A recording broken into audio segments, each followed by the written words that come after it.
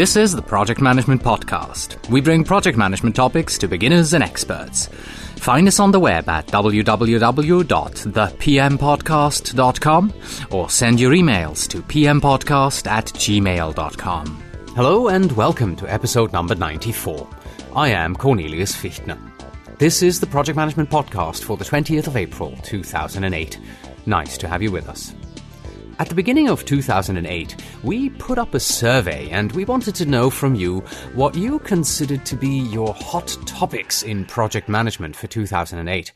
And requirements management received 70 votes and landed in second place. We looked around and are happy to bring you today an interview with Hans Jonasson. Hans is the author of a fabulous book called Determining Project Requirements. And in our interview today, we will be looking at how you should be determining your project's requirements.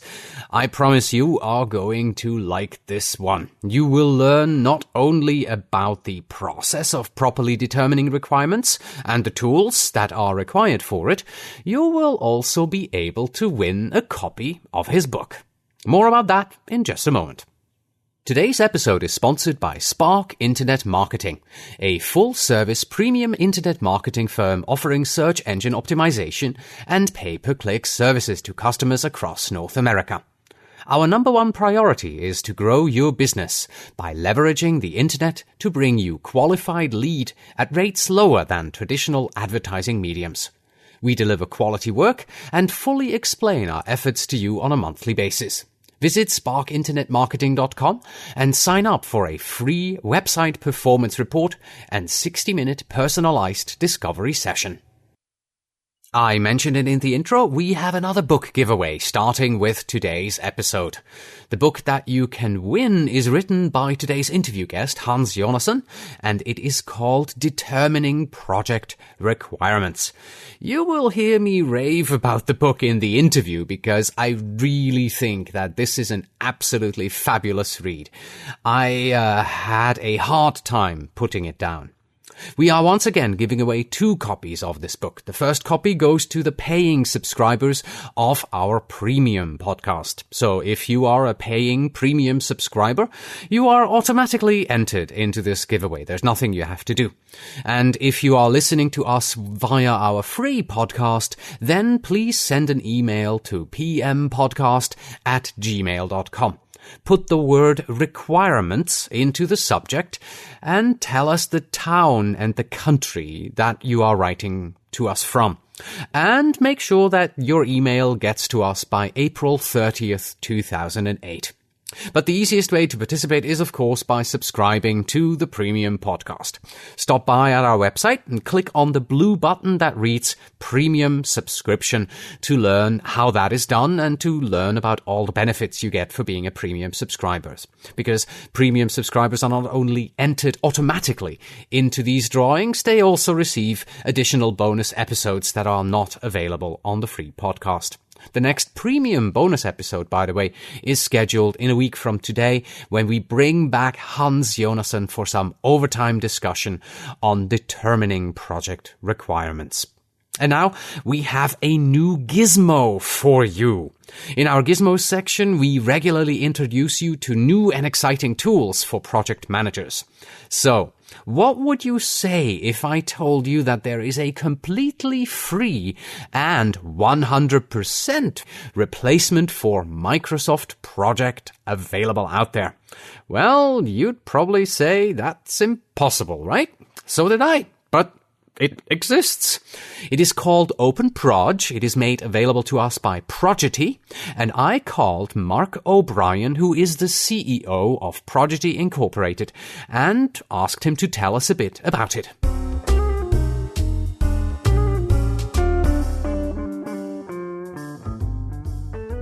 Hello, Mark, and thank you for your time today here on the podcast. Hello, Cornelius. Thank you for the time. Well, the first question that I have to ask you is, why do you offer a free project management solution? Project management transcends boundaries. There's people worldwide that have small construction projects, small development projects, you name it. And really, there's been a dilemma out there for them for effective project management software, and that is, it's very high priced. Microsoft Project, for instance, lists $4,000 a copy.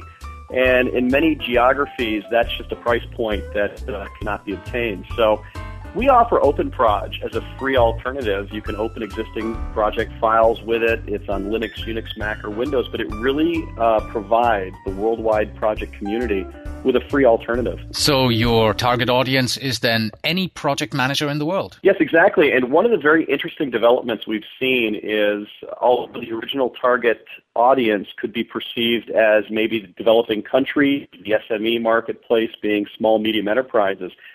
We have seen an uptake both with OpenProj and Project On Demand, our SaaS product, that really transcends that. It goes all the way to the very large enterprises, including many Fortune 500 companies. Your website also says that it is a complete replacement of Microsoft Project and other commercial project solutions. So how complete is OpenProj? OpenProj and Project On Demand really are complete replacements. We don't go mano-a-mano as far as feature function lists, but if you're doing earned value costing, if you're doing resourcing, if you're doing multi-projecting, if you're doing sub-projects, we have all of those features, including constraints on scheduling. And it's as easy as just simply opening your existing native project files in OpenProj or Project On Demand, and you're up and running. So the switching time or effort is nil. And in regards to OpenProj, are we talking only about a replacement of the desktop version of Microsoft Project, or are we also including Project Server into this? So that's actually a very, very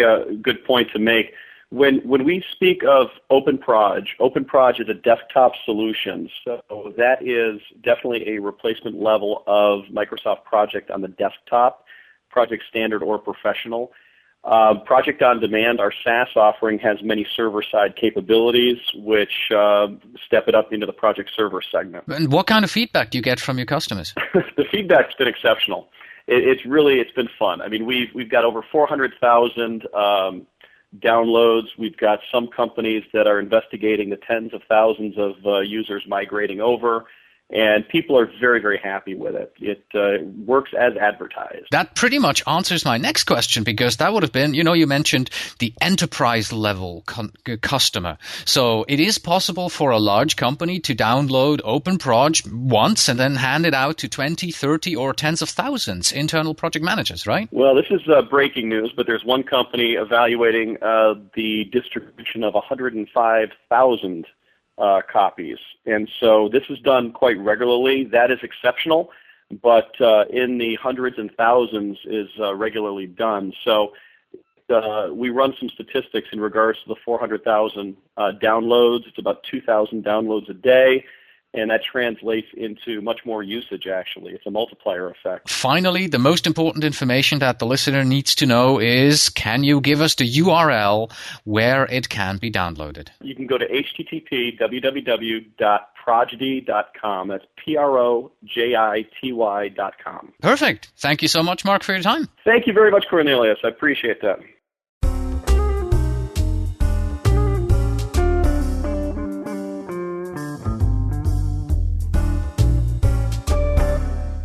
And here is our Gizmos disclaimer. We do not endorse the gizmos that we present in this segment. We just want to tell you that they exist. Please use your own judgment. The companies and individuals who are presenting gizmos here do not pay us for the privilege. You can find all gizmos under the Gizmos category of the Helpful Resources section at www.thepmpodcast.com. And now, on to our main topic, the interview with Hans Jonasson about gathering requirements. Hans Jonasson has over 25 years of experience in the area of project management, business analysis, and professional development training. Hans started his career with Volvo in Gothenburg, Sweden in 1980 as a systems analyst and programmer. In 1984, he moved to the United States to work on new development projects for EDS and General Motors. He has managed all aspects of software development projects, varying from $100,000 to $10 million for the automotive industry. As an instructor, he has taught courses on project management, requirements gathering, CMMI, and process development, from introductory to advanced levels to over 10,000 people at companies like IBM, EDS, Ford Motors, Daimler Chrysler, General Dynamics, Citibank, JP Morgan Chase, and many others. He has been a PMP, a member of the PMI since 1996, and has been presenting his seminars at PMI Global Congresses and Seminars World events in North America and Europe for the last 8 years. He is also a certified business analysis professional. His book, titled Determining Project Requirements, was published in October 2007. Hans has also written a number of high-class articles on project management, and you can find a link to these in the helpful resources section of today's episode at thepmpodcast.com. And today's episode is, of course, episode number 94. And now, here's the interview. The Project Management Podcast's feature interview. Today with Hans Jonasson, founder of JTC Unlimited.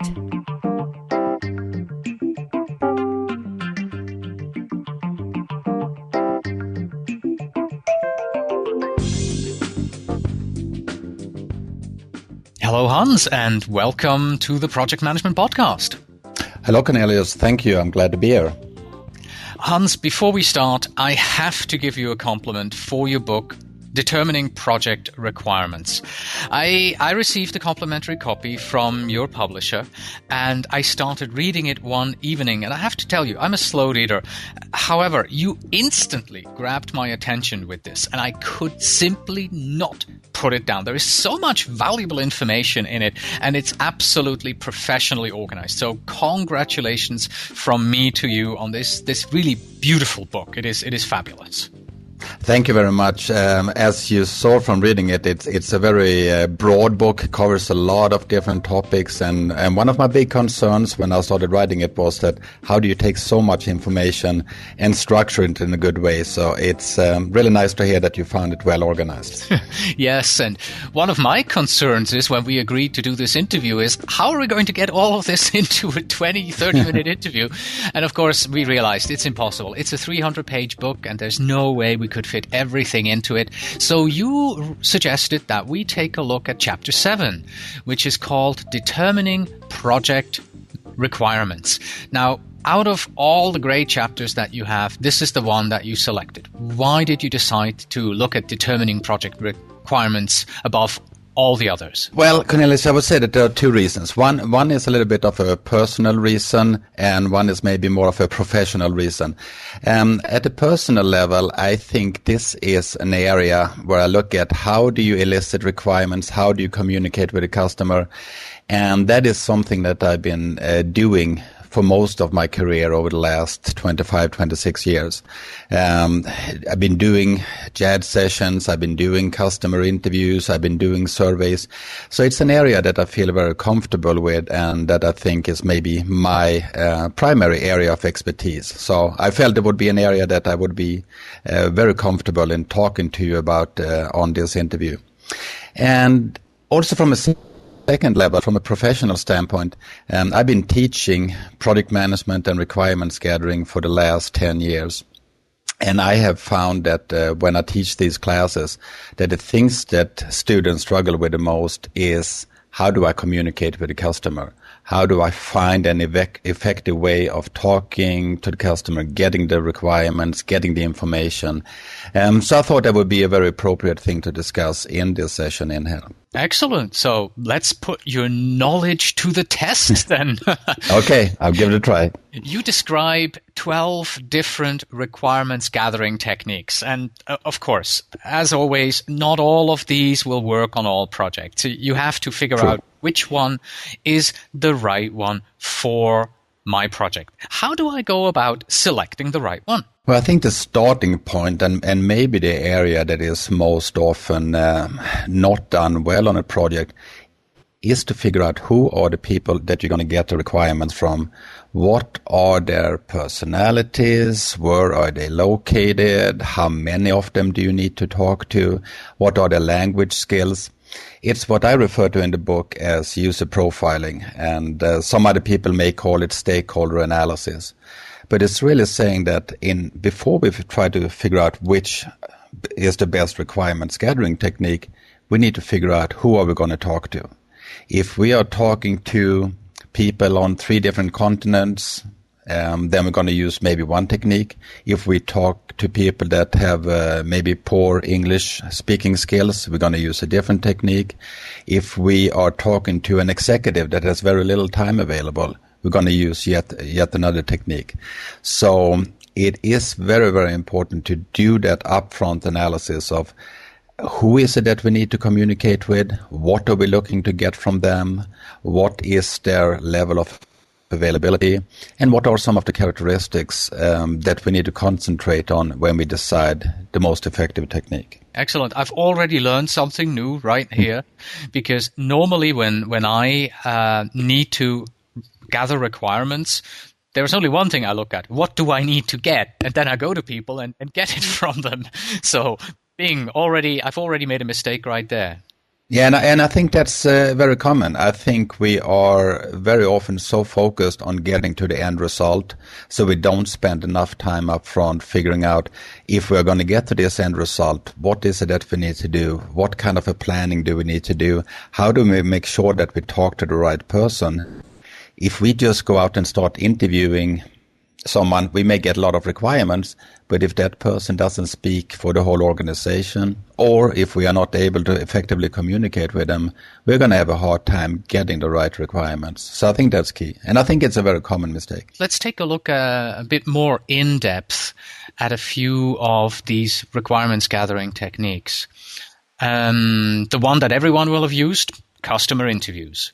But I think that's probably the big problem, because everyone's done it. We think it's nothing special, and then things go wrong. How would you go about to properly plan, schedule, and also perform customer interviews? I think you're right. It is the most common technique, and it is the one that maybe we think is the easiest one. And like you said, based on that, maybe we don't take the time up front. And I think we need to treat it as a formal event.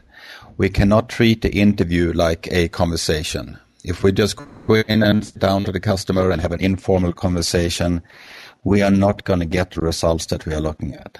So we have to treat it like a formal event, almost like like a session in itself. We need to have an agenda. We need to be prepared for it. We need to talk to the person we're interviewing ahead of time and make sure that they understand what is this session going to be about. So some of the things we do want to have is create a list of questions ahead of time. Make sure that you have thought about what is it that you want to ask this customer, what are the goals and objectives, and how are we going to reach those. It doesn't mean that we cannot add questions during the session. We will definitely do that, but we do want to have that base list up front. And then take that list of questions and share it with the person that we're going to interview.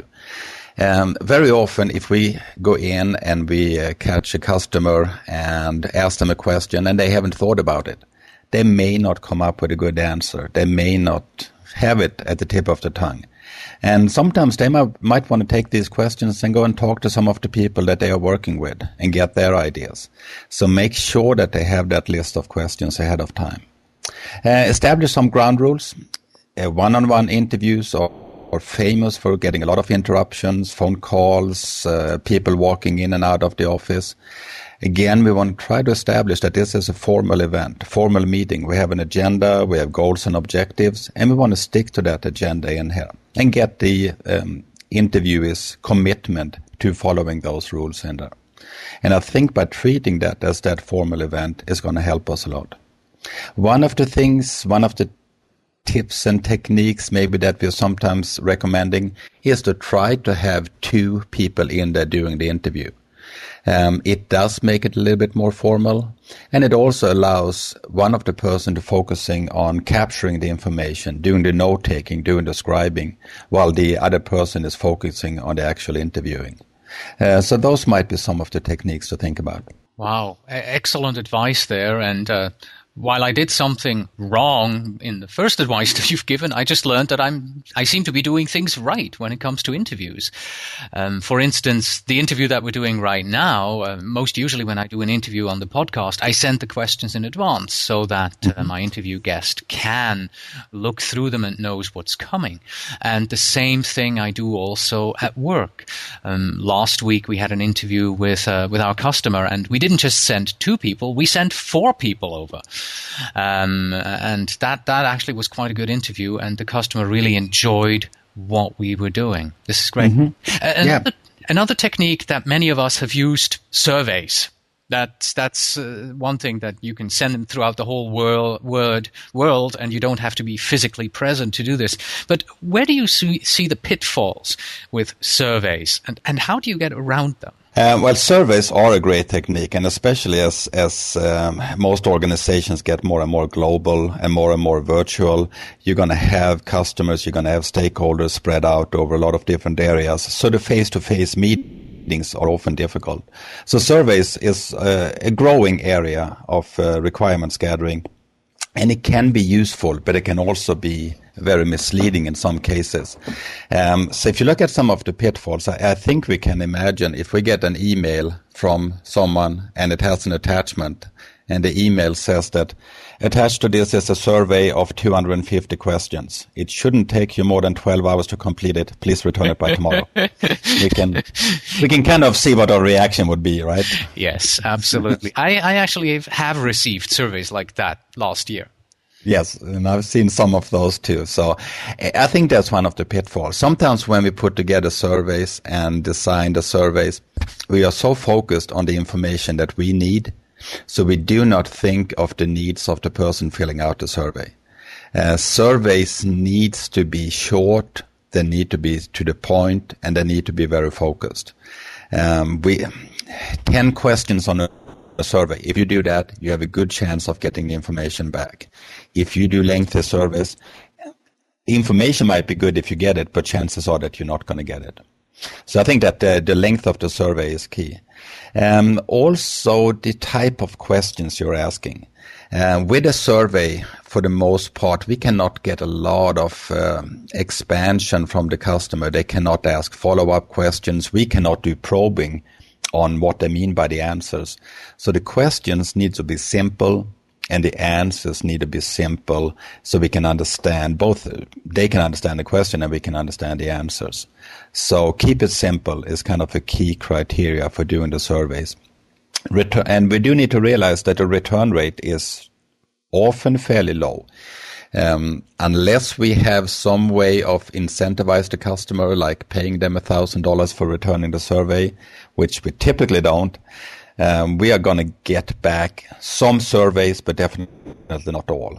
I've talked to some people that are saying that if they get back 20% of the surveys, then they are happy. Now, 20% of the surveys, you want to look at who is it that they are returning the surveys.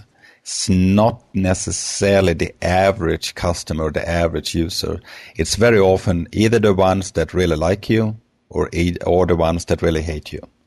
So you do have to take that into consideration, that the responses you get back, not only may there be few of them, but they are also not necessarily representative. And when it comes to the tool with which you do surveys, you said keep it simple. Do you have a preference? Would you most often just send a Word document, or would you actually go as far as putting up a survey with an online tool? I would actually do an online tool. I've used, there is a tool available online. There are probably many of them. The one I've used is called SurveyMonkey, surveymonkey.com. Yeah, I'm using the same one, yes.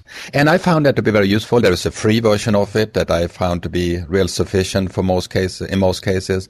And then there is also you can pay a little bit extra and get a little bit more features in it.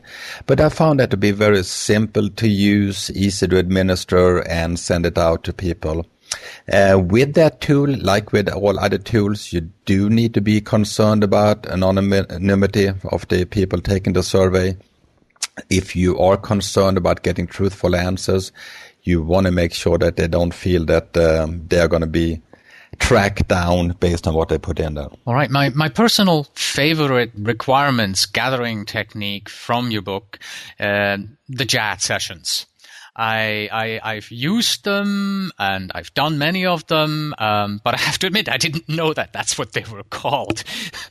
Yeah, I do hear that a lot. I do get that from a lot of people that say, I have never done JAD sessions, and then when I talk about what it is, they said, yes, I've done that. I just call it something different. Yeah, I pretty much do a JAD session in every single one of my projects. Right. So let's explain it to folks out there. Let's make sure everyone knows what we're talking about. What is a JAD session? And then let's talk about the process of planning one and actually doing one. JAD session stands for Joint Application Design. Originally was developed as a formal technique by IBM in the late 1970s. And nowadays, most people call it Joint Application Development because it can be used for requirements gathering, design, anything like that. But what it really is, it's a facilitated session where we are bringing together a number of stakeholders that have different requirements, different ideas, different priorities. And we have a neutral facilitator who is running the session and are working on building a consensus by the participants. So the goal of that is to come up with a consensus decision. Could be about requirements, could be about objectives, any of those things, but it is consensus building.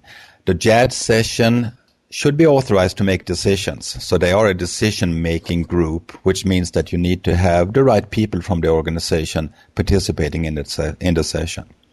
So at a high level, that's kind of what it is, facilitated formal session. What's the process of actually that you would go through in order to hold such a session? What I would say is, from a process standpoint, when you do a JAD session, think about the JAD session as a project within the bigger project. So it's a mini project, and you should really treat it like that. So what you want to do, the steps that I go through when I do a JAD session is make sure that you know why are you there. So establish goals and objectives. Make sure that we have a good understanding of what is the outcome, what is the end product. Are we going to create a prototype? Or are we going to create a requirements document? So what is the purpose of this JAD session? And then go in and do the preparation. And the preparation for the JAD session can be very, very extensive. But a few of the steps that you want to make sure you do. Start out by getting the buy-in. JAD sessions are costly. They are resource intensive. So we need to make sure that the project sponsor gives us buy-in to it, that they are willing to participate and spend the money, and also provide the resources. Select the participants. Like I said, this is a decision-making event. So the participants that are here need to be authorized to make decisions for their organizations. Create a formal agenda for the session, again, part of the planning process. Train the people. In these sessions, you may do different kind of modeling. You may use different kind of decision-making techniques, brainstorming techniques. Everyone that participates in the sessions needs to be trained on the topics and the things that we are covering in that session. And then select a location. Select a neutral location where both the customers and the facilitator and the analysts are all comfortable and can kind of be away from the business environment. So that's the preparation part of it. Now, then the session itself. These sessions can run anywhere from maybe half a day in some cases up to 3, 4, 5 days. So they can be very lengthy. So we want to have some kind of a kickoff in the beginning of it. Do some icebreakers, get everyone comfortable with the other people in there. We are trying to make sure we are creating an environment where everyone is comfortable in speaking their minds. Establish clear ground rules. How do we deal with conflicts? What do we mean by consensus? What do we do when someone starts yelling and screaming in the session? How do we deal with fist fights and those kind of things there? Cover the objectives. Make sure that everyone in the room know why we are there. And then the next area is the parking lot. So important for a JAD session because we are focusing on the objectives that I mentioned. But very often in these sessions, you're going to have different customers going off on a tangent. We have to stay focused, and we're using the parking lot to kind of take all of the things that doesn't belong in this session and put them to the side. Then once you're done with the session, you want to do the follow-up afterwards, document, resolve any issues, distribute minutes, those kind of things in there. So at a high level, that's kind of the 4-step process that I use to go through a JAD session. Wonderful. That is fabulous. And I think just based on your input, many project managers out there are now able to just, run with what you've said and do their JAD sessions. So okay, thank you so much for giving us this checklist. This is great. Thank you. One thing that we've already touched on a bit, but we should look into a bit more in detail, that is the globalization factor. Like you said, it's great to plan to do interviews, but difficult to do if your interview partner is halfway across the world. And for that reason, you also talk in a section about tools for virtual environments in the book. Take us through your thoughts on these tools for virtual environments, if you please. Like you said, customers are going to be spread out all over the place. They're going to be in different locations, different time zones, and speak different languages and have different cultures. So we have to consider all of those things when we come up with the requirements gathering tools. And there are so many tools available today with the web. There's a lot of informational tools like what you are working right now with a podcast and that kind of information that can help distribute information to a lot of different customers. There are the web meetings, there are video conferencing. All of those things play a role, but we also need to take a look at them in detail sometimes because they also have some conflicts or some difficulties with them. If we are dealing with different cultures, then video conferencing and those kind of tools can sometimes be difficult because not everyone is willing to speak their mind in public. And in those cases, we might do better with doing some surveys, using SurveyMonkey as a tool for a virtual team. In other cases, it might be great to do a web meeting, net meeting, or either one of those tools, and kind of running a mini JAD session over the web. They can be very effective. What a lot of organizations have found, though, and this is not cheap, but if it is possible for you to have a face-to-face meeting in the beginning of the project, then all of these other virtual tools will be much more effective later on. It's much easier to work in a virtual environment with a person that you have met face-to-face earlier. So all of these tools, you can have your project websites, you can have and of course the traditional ones like the emails, and they complement each other. So when you do something like a web meeting, follow up with emails, clarify things, follow up ahead of time with questions and topics and agendas, and kind of use them as a package, not necessarily selecting one or the other. I completely agree with your statement about the fact that, co-locating your team at the beginning of a project for one meeting face-to-face and then letting them work from wherever they are in the world is an absolutely fabulous way of starting out a project. Now, let me ask you this. From out of all of these tools for virtual environments, do you have a favorite? I think what I've seen recently, the one that I think work the best is the web meetings, the net meetings out there, where you can have a facilitator that guides the facilitation. You can have people raise their hands and ask questions and make comments. It works good when you have people from different continents. People can submit questions both verbally or in writing, so you're getting away from some of the language problems. And language problems is a big issue today, and it's one that people are not necessarily comfortable talking with. Sometimes with different accents, and so it is hard to understand people. So when you can combine both the written and the verbal communication, I think that helps. Mm. So I think web meetings is the one that I see growing the most now, where you combine both audio and video and presentations, and you get it all into one package. To close out the interview, I would like to take you to the 20,000 foot level.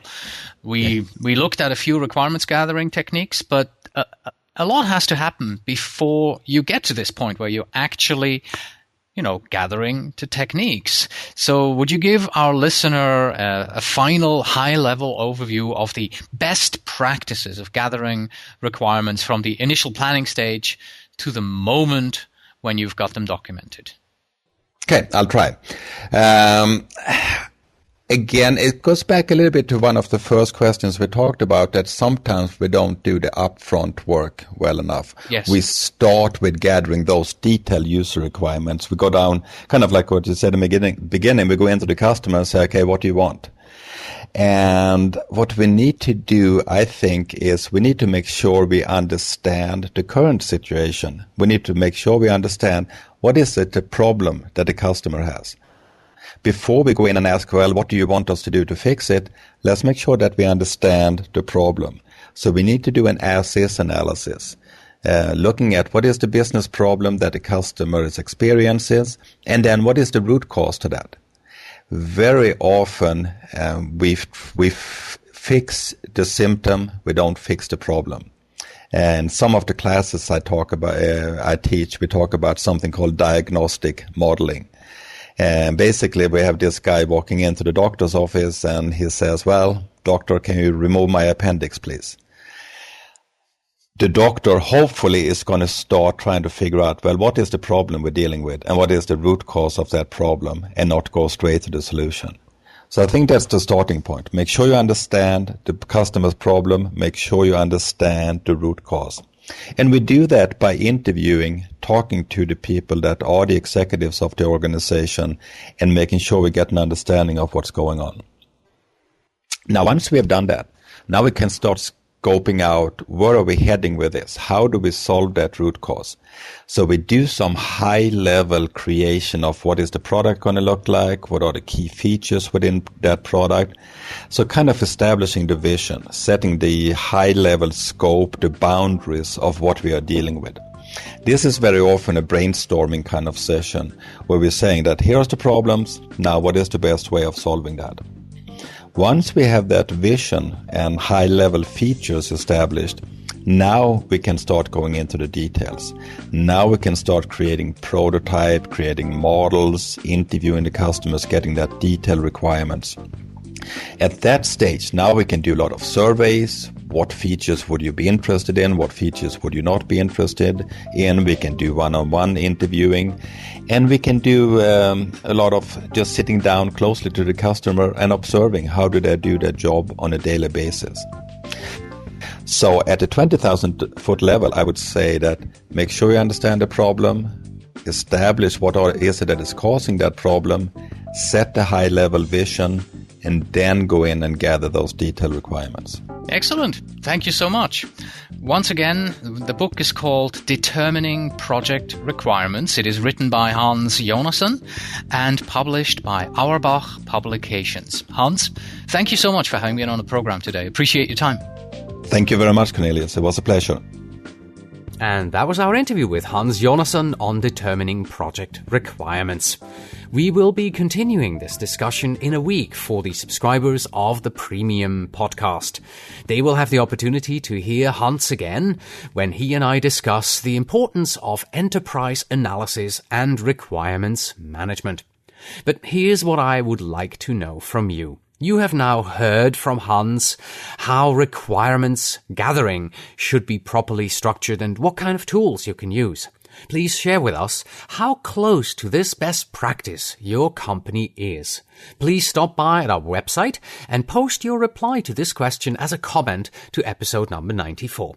Once again, if you would like to win a copy of Hans' book, please send an email to pmpodcast@gmail.com, put the word requirements into the subject, and send it to me by the 30th of April 2008. Subscribers of the Premium Podcast are, as always, automatically entered into this drawing. One copy of the book goes to them. And that's it for today. Thank you very much for listening. As always, you can find us on the web at thepmpodcast.com.